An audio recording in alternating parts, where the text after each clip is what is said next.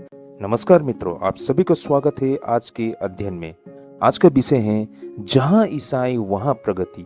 क्या सच में जहां ईसाई वहां प्रगति होती है?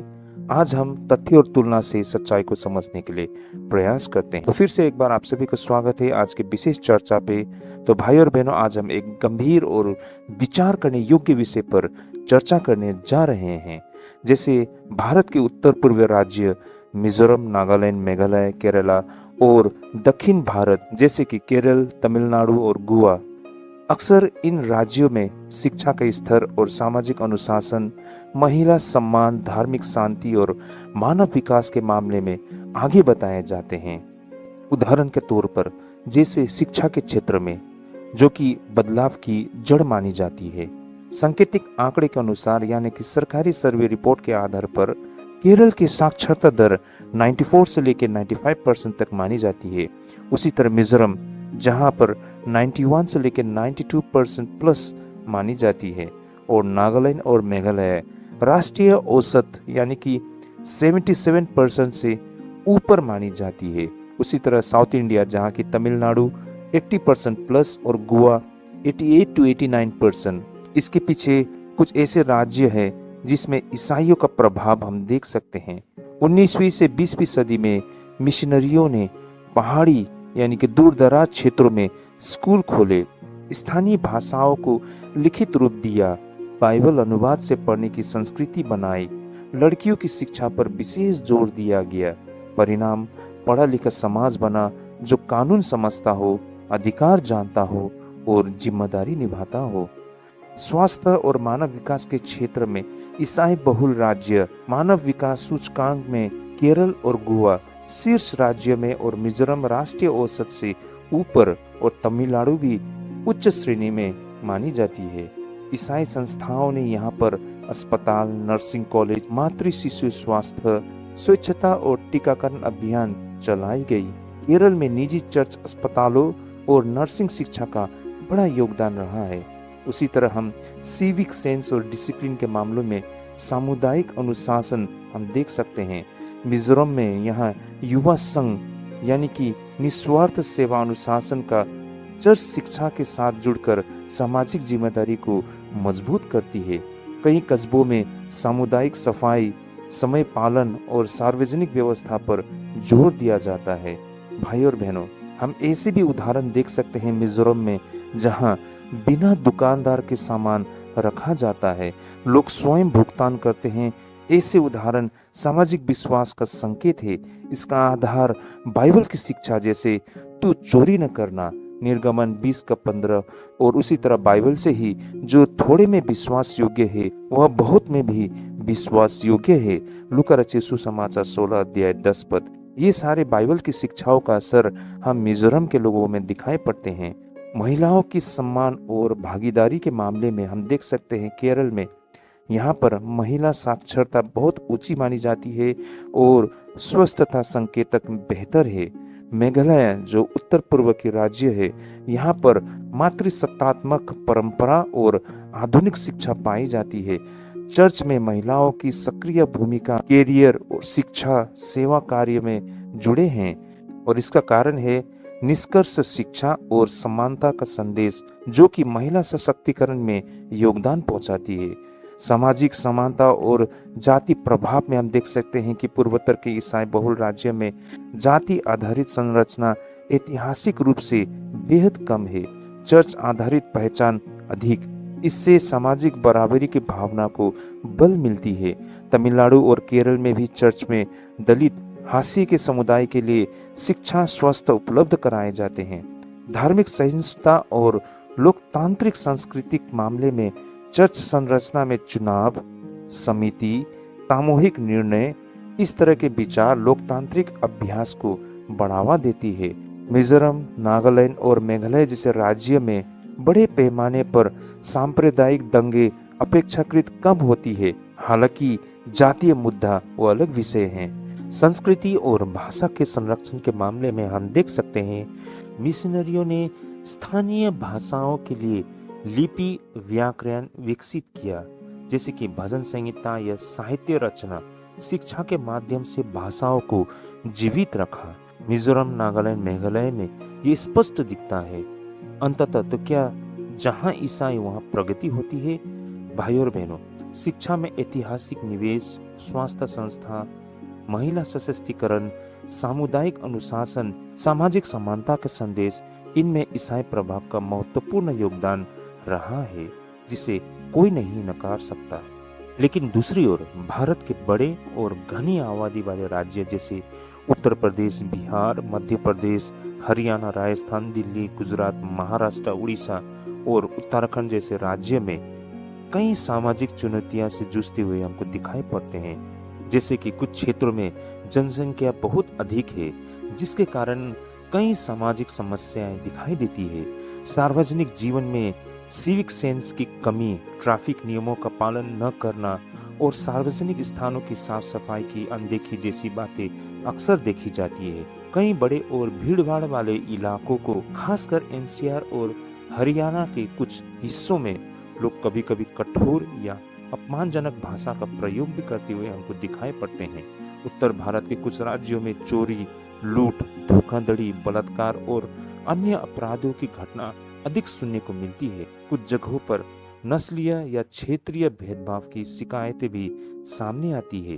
धर्म के आधार पर सांप्रदायिक तनाव जैसे हिंदू मुस्लिम विवाद समय समय पर देखने को मिलती है।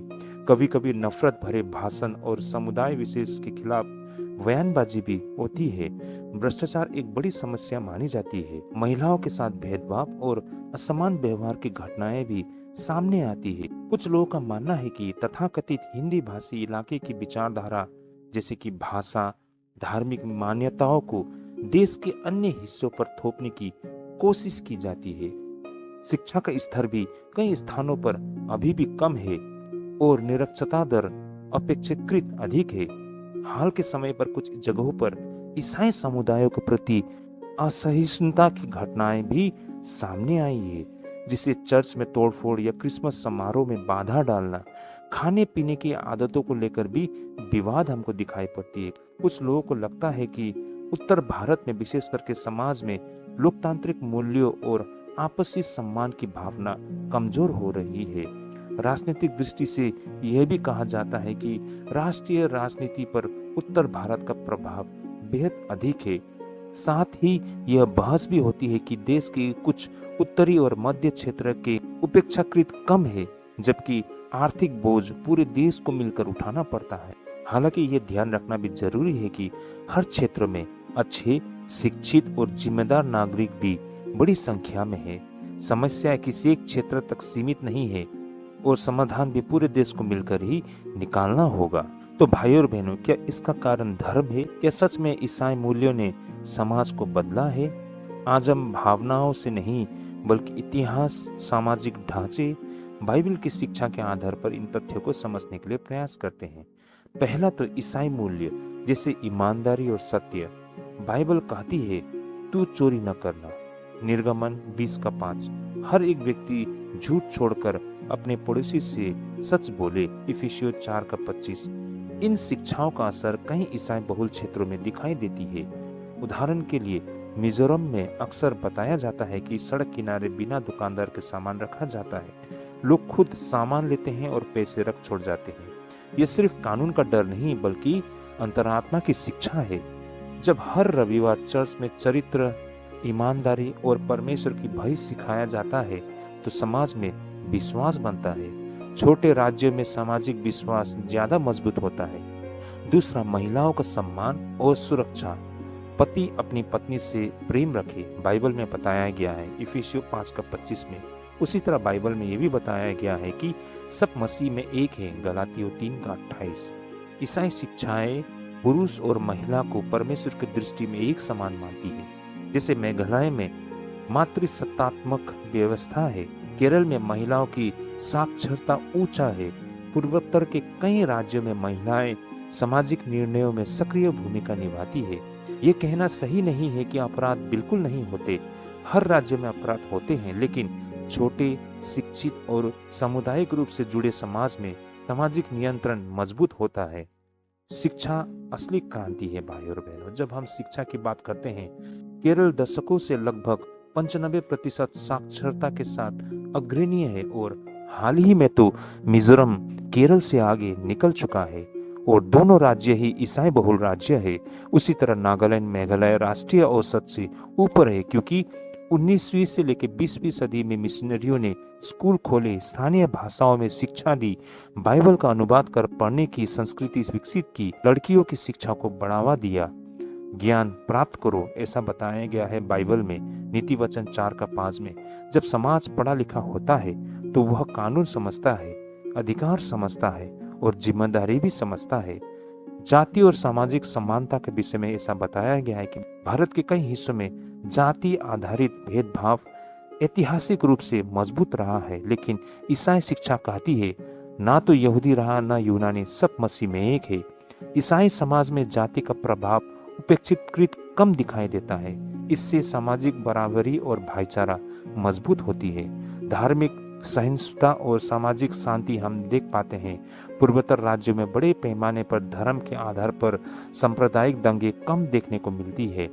धन्य है वे जो मेल कराने वाले हैं, बाइबल में ऐसा बताया गया है मत्ती 5:9 में। और चर्च शांति, क्षमा और संयम सिखाते हैं। हालांकि भारत के अन्य हिस्सों में भी शांति और भाईचारा है, लेकिन बड़ी जनसंख्या और राजनीतिक तनाव कभी कभी विवाद बढ़ा देते हैं, जैसे उत्तर भारत, पश्चिम भारत में। भाई और बहनों, हम तुलना को समझने के लिए प्रयास करते हैं, आलोचना नहीं, विश्लेषण के रूप में। उत्तर प्रदेश भारत का सबसे अधिक जनसंख्या वाला राज्य, बिहार, मध्य प्रदेश, राजस्थान विशाल क्षेत्र और ग्रामीण आबादी, दिल्ली अत्यधिक भीड़भाड़ और महानगरीय दबाव।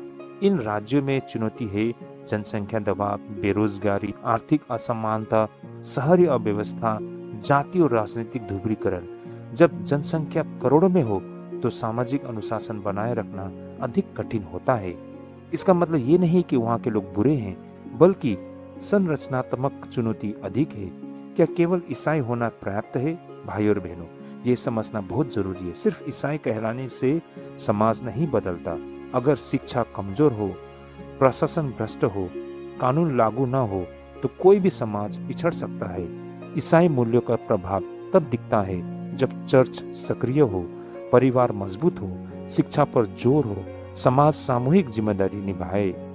आप सभी ने सुना होगा हेट हंटर से शिक्षित समाज, परिवर्तन की कहानी, यानी कि सर कलम करने वाले से सभ्य समाज बनना। इतिहास में पूर्वोत्तर के कुछ जनजातीय समुदायों में हेट हंटिंग की परंपरा थी, यानी कि सर कलम करने का परंपरा, जिससे कि नागा, मिजो और अरुणाचली लोगों में हम पाया जाता है। लेकिन मिशनरियों ने उन्हें शिक्षा दी, स्वास्थ्य सेवाएं दी, बाइबल के माध्यम से नैतिक शिक्षा दी। आज वही क्षेत्र लोकतांत्रिक, शिक्षित और शांतिपूर्ण समाज के उदाहरण है। यह परिवर्तन दिखाता है कि शिक्षा और नैतिक मार्गदर्शन समाज को बदल सकते हैं। यहाँ पर हम ईसाई मूल्यों का सार देख पाते हैं, जैसे कि ईसाई धर्म की मुख्य शिक्षा प्रेम, क्षमा, सत्य, सेवा, समानता जैसे तुम संसार की ज्योति हो, मत्ती रचित 5:14 में बताया गया है। जब लोग इन मूल्यों को अपने जीवन में उतारते हैं तो समाज में अनुशासन और विश्वास बनता है। अंततः क्या सच में जहाँ ईसाई वहाँ प्रगति होती है? इसका सरल उत्तर ये है, ईसाई मिशनरियों ने शिक्षा और स्वास्थ्य में योगदान दिया। कई ईसाई बहुल राज्यों में सामाजिक अनुशासन मजबूत हुए। जाति का प्रभाव अपेक्षाकृत कम है, लेकिन विकास बहुआयती है। शिक्षा, प्रशासन, जनसंख्या, आर्थिक अवसर, सामाजिक ढांचा सब मिलकर समाज बनाते हैं। तो प्रिय दोस्तों, ये वीडियो किसी राज्य का समुदाय को नीचा दिखाने के लिए नहीं, बल्कि ये समझने के लिए है कि नैतिक शिक्षा और सामाजिक एकता समाज को कैसे बदल सकती है। अगर आपको ये विश्लेषण अच्छा लगा तो लाइक करें, शेयर करें और चैनल को सब्सक्राइब करें। ईश्वर आप सबको आशीष दे। हमें